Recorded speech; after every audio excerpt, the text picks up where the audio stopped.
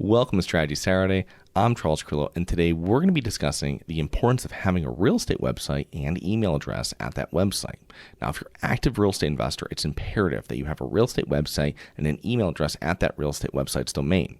And if you're a passive investor, it really doesn't matter, since you're not trying to win deals, and usually the deal operator or general partners only care if you have the funds to invest.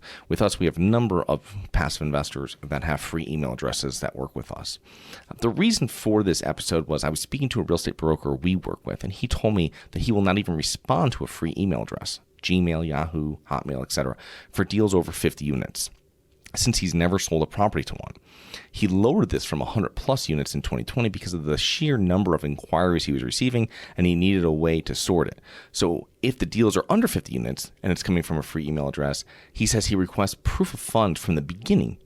And the reason for this is to sift through anybody that probably isn't serious. Now, the same broker mentioned that nearly all 100 plus unit deals involve buyers or sellers with a real estate website and email addresses at that domain. So if it was like Sun Valley Capital, it would be Market Sun Valley Capital. He also mentioned that 2/3 of sellers and buyers he worked with on complexes under 50 units had real estate websites and email addresses at that domain. Now, some people have a day job or another business, and they will use this email, but you're really limiting yourself since your email address, and your website are usually the first impression people have of you. And if you're trying to buy an asset worth hundreds of thousands or millions of dollars, how will a broker know you're serious if you will not invest a little bit of money in branding yourself and your company? Now, on the side note, if people don't know my story, I'm a full-time real estate investor, but also a partner in a payment processing company I started in college. And when I used to answer emails and respond to new inquiries, there were a few things up front I reviewed with a new inquiry that would allow me to gauge the seriousness of that potential client and how much time I would dedicate to them.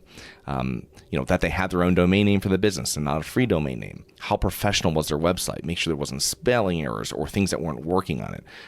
The email intro and the closing email. Did they say hi or hello? And do they have an email signature, like with their information in there? And the body of the email, correct grammar and spelling mistakes. And these are like really simple things. But if you go through and someone has not spent the time to send you a correct email, or their business doesn't look professional and they want you to spend time with them, especially in a commission-based business, right?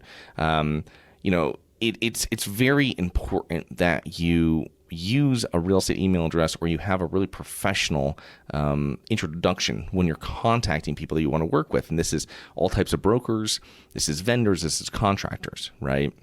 Now, in closing, if you're a serious real estate investor or you're planning on becoming one, even if you're just buying one deal, one single family house every 5 years, pay a couple $100s and set up an LLC for your company's brand, build a quick website and set up an email address there. And it will cost you just a few $100s and take a weekend to write the content and get it set up.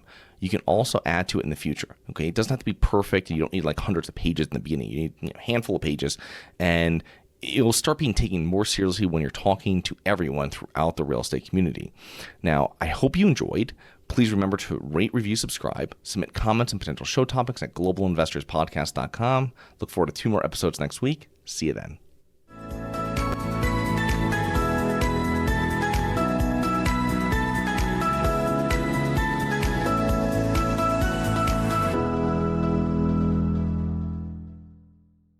Nothing in this episode should be considered specific, personal, or professional advice. Any investment opportunities mentioned on this podcast are limited to accredited investors. Any investments will only be made with proper disclosure, subscription documentation, and are subject to all applicable laws. Please consult an appropriate tax, legal, real estate, financial, or business professional for individualized advice. Opinions of guests are their own. Information is not guaranteed. All investment strategies have the potential for profit or loss. The host is operating on behalf of Syndication Superstars, LLC exclusively.